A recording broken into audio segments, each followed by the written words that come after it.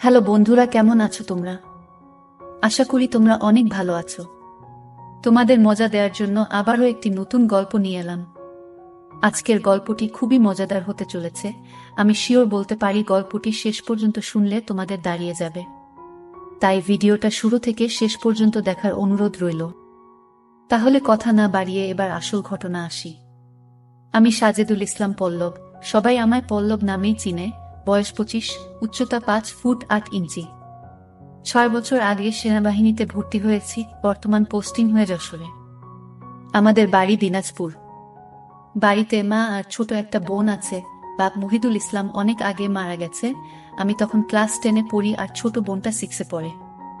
তখন থেকে মা নিজে সংগ্রাম করে সংসার চালিয়েছে। ঘরে বসে সেলাই মেশিন দিয়ে মানুষের কাপড় বানিয়ে বানিয়ে আমাদের ভরণ পোষণ করেছে। কিছু চাষের জমি ছিল, তা চাষ করে আমাদের সংসার চলত। না তো আমার চাচা কাকারা যেমন হারামি এক মুঠো ভাত তুলে দেওয়ার মানুষ ছিল না। নানা নানি দাদা দাদি অনেক আগেই মারা গেছেন। মামা মামিরা আত্মীয় স্বজনরা কিছুটা সহযোগিতা করেছে, তাও না করার মতো। সাহায্য করেছে যাতে মা যা সম্পত্তি পেত ভাগে তা লিখিয়ে নিতে পারে। আমার সহজ সরল মা তা দিয়েও দিয়েছে। যা হোক, আমি কলেজে ভর্তি হয়েছি কেবলই, এমন সময় শুনলাম সেনাবাহিনী লোক নিবে। মাকে বলে লাইনে দাঁড়িয়ে গেলাম। আমার নিজের উপর ভরসা ছিল, কারণ আমি মোটামুটি সব দিকেই পারফেক্ট ছিলাম। যেমন উচ্চতা তেমন বডি। মা বলে আমি আমার নানা মামাদের মতো হয়েছি, ঠিক পালোয়ান। বাবা কাকারা তো এক একটা খাটো আর চিকন, কিন্তু সব কয়টা শুধু বোদের হাড্ডি। যাই হোক, ভালোই ভালোই টিকে গেলাম। বাড়িতে খুশির ঢোল বেজে উঠল। সবাই বলা বলি করল, যাক ছেলেটা চাকরিতে গেলে এখন যদি শেফালির কষ্ট দূর হয়। হ্যাঁ, আমি আমার মার কষ্ট দূর করার জন্য কোন দিকে না তাকিয়ে খেলাধুলা করার বয়সে চাকরিতে চলে গেলাম। গ্রামের বাড়ি হওয়াতে ভয়ের কিছু নেই, আশেপাশে তো চাচারা আছে। বোন রূপা আক্তার, বয়স 18, ইন্টার সেকেন্ড ইয়ারে পড়ে। বাবার মতো টিনে কাঠি। আমারই এমন মেয়ে পছন্দের না। জানি না অন্য ছেলেরা কিভাবে আমার বোনকে পছন্দ করবে। মা শেফালি বেগম, বয়স মনে হয় 42 হবে, দারুণ দেখতে, এখনো যুবতী মেয়েদের সাথে পাল্লা দিতে পারবে। ফর্সা লাল টকটকে, মার দীঘল কালো চুল, ঘন মেঘের ভেলা, এত ঘন লম্বা চুল যে তা সারা পিঠ বেয়ে কোমর ছড়িয়ে নিচে নেমে যায়। লাল টকটকে ঠোঁট আর টানা টানা চোখ, সব মিলিয়ে আমার কামনার নারী, আমার জন্মদানকারী বিধবা মা। যা চরম পাপ, যা কখনো পাওয়ার নয়। সবই জানি, সবই বুঝি, তারপরও মনের কোথায় যেন শেফালিকে নিয়ে স্বপ্নের নীড় রচনা করি। যেখানে মা নয় সে আমার শেফালি, শুধু শেফালি। আমার মনের এই গোপন চাওয়ার কথা শুধু আমি জানি। আমার সরকারি বেতনে মার রূপ যেন দিনকে দিন বেড়েই চলছে। মার গর্বে বুক সব সময় ফুলে থাকে। গ্রামে সব সময় আমার জয় জয়কার। 5 বছরে ভাঙা ঘর পাকা করেছি। এখন 4 রুমের বাড়িটা আমাদের শান্তির নিট। এবার ছুটিতে এসেই মা বায়না শুরু করলো আমার বিয়ে দিবে। কিন্তু আমার বিয়ের প্রতি কোনো মন ছিল না। যদিও এটা অনেক আগে থেকেই আমার বিয়ের কথা ভাবছে মা। আমি শুধু বারবার এড়িয়ে যাচ্ছি। আজ এ নিয়ে মার সাথে মুখ কালাকালি হয়ে গেল। মার এক কথা, রূপা বড় হয়েছে, বিয়ে দিতে হবে। এরই মাঝে কয়েকটা সম্বন্ধ এসেছিল। তার বিয়ে হয়ে গেলে সে একা একা কিভাবে থাকবে, হ্যান ত্যান কত কথা। আমি এসেছি শুনে ছোট মামা এলো। সারাদিন থেকে বিকেলে যাওয়ার সময় আমাদের সবাইকে নিয়ে যেতে চাইল। আমরা না যাওয়াতে জোর করে রূপাকে নিয়ে গেল। বলল 2 দিন পর মা বেটা গিয়ে বেরিয়ে আসবে আর রূপাকে নিয়ে আসবে। আমাকে আর মাকে নিয়ে যাওয়ার জন্য আর কি এমনটা করল। সন্ধ্যা থেকে আকাশটা মেঘলা হয়ে আছে দেখে বাইরে গেলাম না। না হলে 2 দিন থেকে এসে সন্ধ্যার পর বন্ধুদের সাথে আড্ডা মারতে বেরিয়ে পড়ি। আজ গেলাম না দেখে মাও খুব খুশি। গরম গরম পকোড়া ভেজে দিল। বিছানায় বসে মা বেটা মিলে আরাম করে খাচ্ছি। পল্লব, হুমা, কাউকে পছন্দ করিস? আমি মার মুখের দিকে তাকিয়ে মুচকি মুচকি হাসছি। বল না করিস? করলে এতদিন তুমি জানতে না, তবে হ্যাঁ, একজনকে খুব ভালো লাগে এবং এও জানি তাকে আমি পাবো না। কেন কেন পাবি না? আমার ছেলে কি দেখতে খারাপ? কোনো লাট সাহেবে বেটি সেরে? হা হা, তুমি দেখি রেগে গেলে। রাখবো না, এমন সোনার ছেলে আমার। আর কি না, বল তুই কে সে? বাদ দাও মা, আমার যাকে ভালো লাগে তার কথা দুনিয়ার কাউকে বলতে পারবো না, শুধু সৃষ্টিকর্তাকে ছাড়া। মা আমার এমন গম্ভীর কথা শুনে অবাক হয়ে চেয়ে রয়েছে। এটা কি কথা রে বাবা? আমাকে বলতে না পারিস তোর ভাবি মানে জামালের বুয়ের কাছে বলিস তুই? জামালের বুয়ের সাথে আমি অনেক ফ্রি ভাবে কথাবার্তা বলতাম, কিন্তু আমি মাকে বললাম তা না, তুমি আমার সবচেয়ে বড় বন্ধু, তোমাকেই যেহেতু বলতে পারছি না, সেখানে ভাবিকে বলতে গেলে তারা তো আমাদের শত্রু হবে, তাদের বলতে যাব কেন? তাহলে বল না, কে সে? কোথায় বাড়ি? কোন বাড়ির মেয়ে? মেয়েটি দেখতে কেমন? নাকি? আমি চুপ করে বসে রয়েছি, কোনো প্রশ্নের উত্তর দিচ্ছি না। মা অনেকক্ষণ আমার উত্তরের অপেক্ষায় থেকে মুখ গোমড়া করে চলে গেল। ঘন ঘন বিদ্যুৎ চমকাচ্ছে, আকাশটা কালো হয়ে আছে, রাতের তারাগুলো না জানি কোথায় ডুব দিয়েছে। আমি জানালার গ্লাস খুলে দিয়ে ঠান্ডা হাওয়া গায়ে মাখছি, হাত বাড়িয়ে ব্যাগটা নিয়ে খুললাম, সিগারেটের প্যাকেটটা বের করে একটা ধরিয়ে টানছি। প্যাকেট রাখতে গিয়ে মোবাইলের বক্সটার কথা মনে পড়ল। রূপার জন্য যা যা এনেছিলাম সব দিয়েছি, শুধু মারগুলো দেওয়া হয়নি, চেয়েছিলাম দিতে, এমন সময় ছোট মামা এলো তাই আর দেওয়া হয়নি। নতুন অ্যান্ড্রয়েড সেট, মা খুব খুশি হবে। আরেক বক্সে একটা স্বর্ণের চেইন। মার যেটা ছিল সেটা আমার এসএসসি ফর্ম ফিলআপের সময় বিক্রি করে দিয়েছিল। তখন থেকে মার গলা খালি, আরো কয়েকটা জিনিস আছে মার জন্য। আয় খেয়ে নে, ঝড় আসতে পারে, কারেন্ট চলে গেলে খেতে ঝামেলা হবে। আমি তাড়াতাড়ি সিগারেটটা জানালা দিয়ে বাইরে ফেলে দিয়ে, হা দাও। কি লজ্জা, মা সিগারেট খেতে দেখে নিল, জানে আমি খাই তবে এভাবে দেখেনি কখনো। ঘরে বসে সিগারেট খাওয়াটা ভুল হয়ে গেছে, সারা ঘরে সিগারেটের ধোঁয়া। মা বেটা খেয়ে দিয়ে উঠলাম। তারপর আমি মাকে বললাম, মা আমার রুমে এসো তো একটু। মা বলল, তুই যা, আমি থালা বাসনগুলো গুছিয়ে আসছি। আমি রুমে এসে শুয়ে রইলাম। মা 20 মিনিট পর হাত মুছতে মুছতে এলো। কিরে বাবা? আমি উঠে মায়ের হাত ধরে খাটে নিয়ে বসালাম। ব্যাগ থেকে এক এক করে শাড়ি, ব্লাউজের কাপড়, ছায়ার কাপড়, একটা বাদুর বোরকা, দুটো ওড়না, একটা শীতের জামা, চাদর ও একটা প্যাকেট দিলাম। প্যাকেটটা দিলাম ভয়ে ভয়ে, কারণ ওতে দুশের ছোট জামা কাপড় আছে, জানি না দেখার পর কি বলবে। এত কিছু কি জন্য এনেছিস? তোর কি বুদ্ধি শুদ্ধি হবে না কখনো? প্রতিবারই এত কিছু আনা লাগবে? আহ থামো তো তুমি, যা লাগে তা আনবো না। এটাতে কি রে? না, ওটা এখন খুলবে না, তোমার ঘরে গিয়ে খুলবে, আর প্লিজ রাগ করবে না। কি আছে এতে? তা তুমি খুলে দেখে নিও। আর হ্যাঁ, আরো কিছু আছে, এই বলে মোবাইলটা দিলাম। একটা থাকতে আরেকটা এত দামি মোবাইল? তোমার চেয়ে কোনো কিছু দামি নয় আমার কাছে, এই বলে গালে একটা হামি দিলাম। মাও আমার কপালে হামি দিল। চোখ বন্ধ করো তো। কেন রে? আহ করো না একটু। মা হেসে দিয়ে চোখ বন্ধ করল। আমি চেইনটা মার গলায় পরিয়ে দিলাম। এখন চোখ খুলো মা। মা চোখ খুলে স্বর্ণের চেইনটা দেখে হুহু করে কেঁদে দিল। না মা না, কাঁদবে না, প্লিজ মা, কেঁদে না, তোমার মুখে হাসি দেখব বলে নিয়ে এসেছি, সেখানে তুমি যদি কাঁদো তাহলে আমার খুব কষ্ট হবে মা। না রে বাবা, কাঁদছি না, তুই বুঝবি না এটা কিসের কান্না। খুশি হয়েছ মা? হারে বাবা, অনেক খুশি হয়েছি, এই বলে মা দাঁড়িয়ে আমাকে ধরল। আমি তো কেঁপে উঠলাম, মা কখনো এভাবে আমাকে ধরেছে বলে মনে হয় না। কি নরম, কি সুন্দর ঘ্রাণ, দুটো আমার বুকে পিষ্ট হচ্ছে। মা অনেকটা খাটো হওয়াতে তার মাথাটা আমার থুতনির নিচে, চুল থেকে সুবাস এসে নাকে লাগছে। নাক মুখ ডুবিয়ে দিলাম চুলে। ধীরে ধীরে আমার ওটা শক্ত হচ্ছে। মন চাচ্ছে হাত দুটো আরেকটু নিচে নিয়ে রাখি, তবে সাহস পাচ্ছি না। আমার মা যা রাগী মানুষ, ছোটবেলায় কত বেতুপিটা করেছে তার হিসাব নেই। মার মুখটা দুহাত দিয়ে ধরে কপালে একটা হামি দিলাম। আর কখনো কাঁদবে না মা, আমি যেন তোমার চোখে পানি না দেখি। আচ্ছা বাবা, আর কাঁদবো না। তো যাও, লাল তাঁতের শাড়িটা পরে দেখাও তো, দেখি কেমন লাগে আমার মাকে। যা পাগল, আমি বিধবা মেয়ে লোক, এমন লাল টপকে শাড়ি পরলে মানুষে কি বলবে? কে কি বলল তাতে তোমার কি যায় আসে? আর এখানে মানুষ আসবে কোথা থেকে?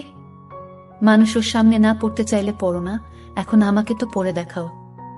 আমার খুব মন চাইছে সাজুগুজু করে কেমন লাগে দেখতে। তাই ইস আমার বাবা এনেছে, আর আমি পরব না তা কি হয়? তবে মানুষের সামনে কখনো পড়তে বলিস না রে। ঠিক আছে মা, আমি শুধু আমার সুন্দরী মাকে দু চোখ ভরে দেখতে পেলেই হলো। যা দুষ্টু, মাকে কেউ সুন্দরী বলে? হা হা হা, তাই? তাহলে কি বলবো গো? তুই জানিস কি বলবি। বেয়াদবি নিও না, প্যাকেটে যা আছে তাও পড়ো। কি আছে রে এতে? যা খুলে দেখো। মা চলে গেল। আমি পিছন থেকে তার পাছার দোল দেখে মুগ্ধ হয়ে গেলাম। এ মহিলার কি কখনো যৌবনে ভাটা পড়বে না? প্রায় 15 মিনিট পরে মা এলো।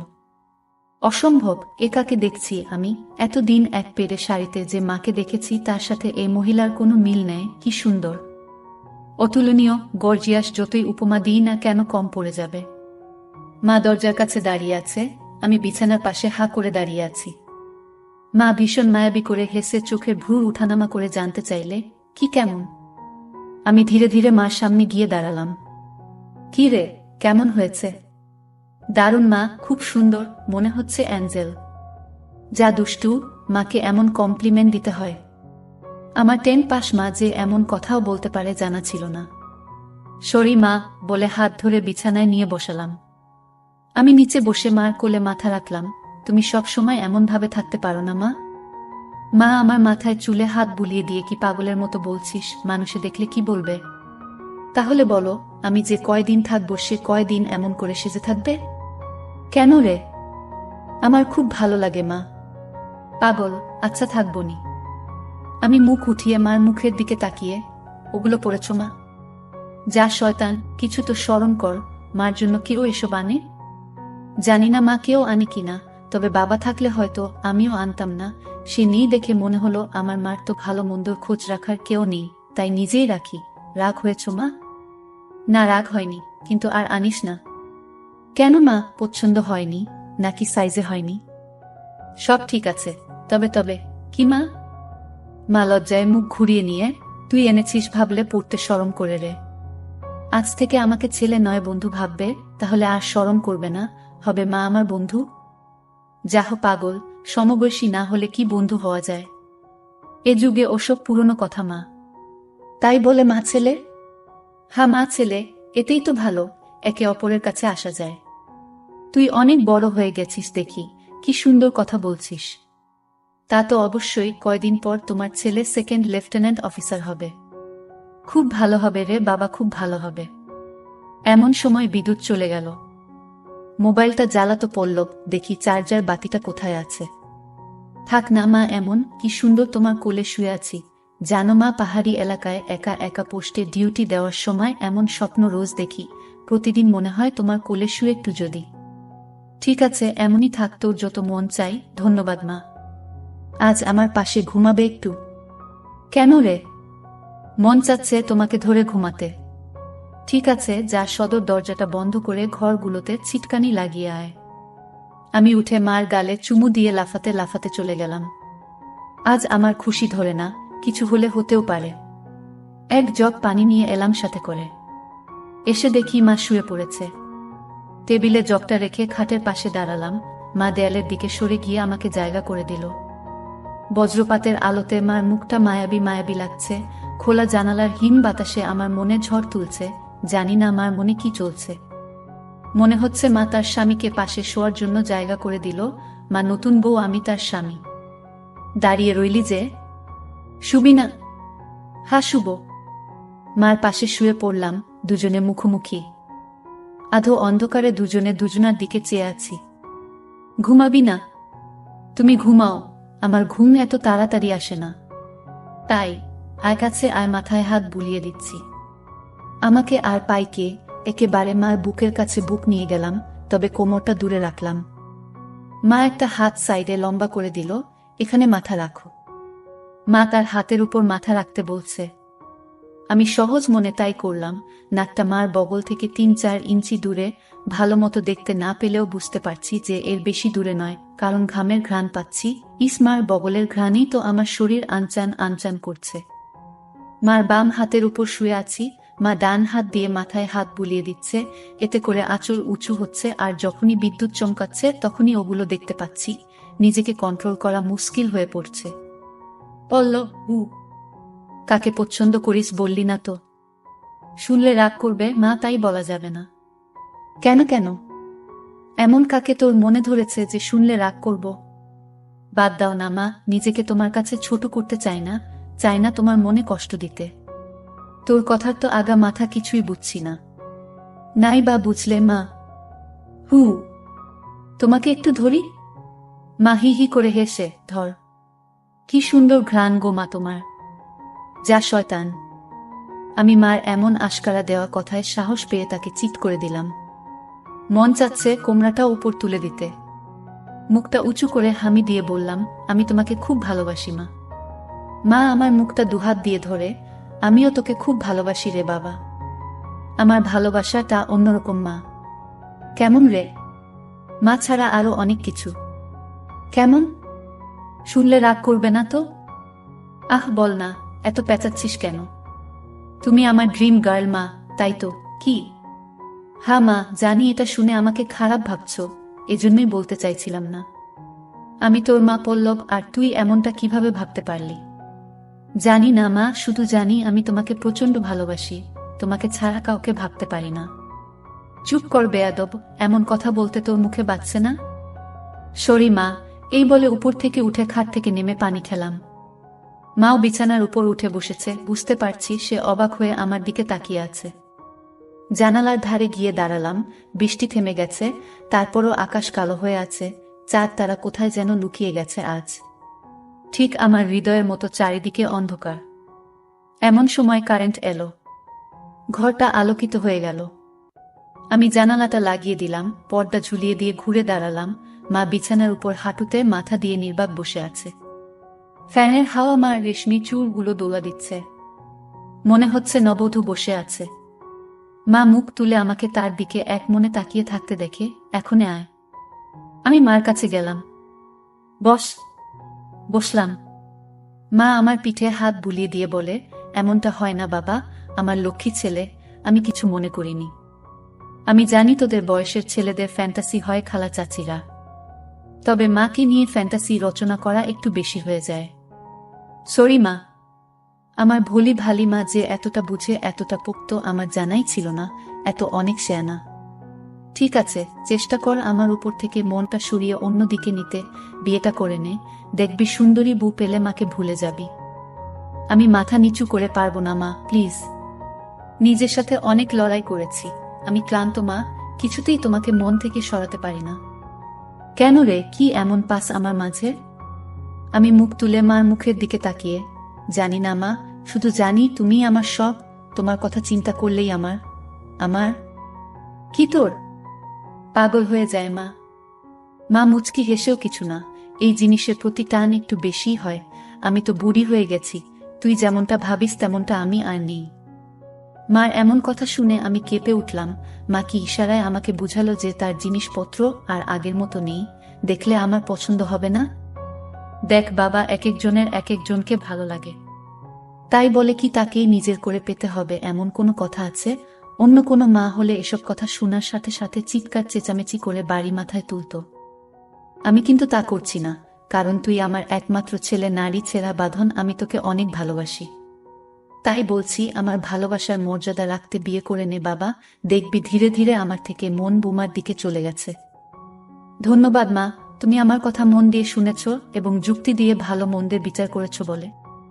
তবে লজ্জা না করে বলছি মা, এর আগেও আমি দু একটা মেয়ের সাথে মিশেছি, তারা শুধু সুখ পেয়েছে আমার কাছে, আদর ভালোবাসা একটুও পাইনি আমার কাছ থেকে। এমনকি আমার নিজেরও হয় না যতক্ষণ চোখ বন্ধ করে তোমাকে না ভাবি, যখন সে মেয়ের জায়গায় তোমাকে কল্পনা করি তখন আমি আর নিজের মাঝে থাকি না, সুখের সাগরে ভেসে যাই কেবলমাত্র তখনই হয় আমার। তুই তো অনেক দূর এগিয়ে গেছিস তাহলে। আমি অনেক আগে থেকেই বুঝতে পেরেছিলাম যে আর চোখে লুকিয়ে লুকিয়ে আমাকে দেখিস। ভাবতাম শয়তান ছেলে পুলে, আর একটু বড় হলে সমবয়সী মেয়েদের সাথে মিশলে ঠিক হয়ে যাবে, কিন্তু এখন দেখছি তা না, তোর দেখি বয়স্ক মহিলাদের ভালো লাগে। এতক্ষণ মার সাথে এত খোলামেলা কথা বলতে পেরে নিজেকে অনেক হালকা লাগছে। সাহস করে মাকে ধরে শুইয়ে দিলাম। মা চুলে হাত বুলিয়ে দিচ্ছে। আমি তাহলে কি করব মা? সেটাই তো ভাবছি। যেটাই ভাবো মা, আমার মতো পরিবর্তন হবে না। মানে কি? মানেটা তুমি ভালো করেই জানো। মার কণ্ঠে এবার সত্যি সত্যি রাগের আওয়াজ পেলাম। তাই বলে সারা জীবন বিয়ে করবি না, নাকি ছেলে হয়ে মাকে বিয়ে করতে চাস? মা যে এমন কথা ঠাস করে বলে বসতে পারে তা আমি চিন্তাই করিনি। আমি বললাম, বিয়ে না করতে পারলেও তো তুমি আমার হতে পারো। এটা কি মামা বাড়ির আবদার নাকি? ছি ছি পল্লব, এমনটা বলতে তোর মুখে বাঁধল না? তাহলে সারা জীবন ছেলেকে এভাবেই দেখতে পাবে মা। তোমার এই পল্লব কখনো বিয়ে করবে না। মার চোখে জল টলমল করছে। আমি হাত দিয়ে তা মুছিয়ে দিলাম। আমি তো এমন কিছু করিনি মা, তাহলে তুমি কাঁদছো কেন? আমরা দুজন জাস্ট আলাপ করছি। মা অনেকক্ষণ চুপ থেকে শুন বাবা লজ্জা শরমে মাথা খেয়ে বলছি, তোর কষ্ট আমি দেখতে পারবো না।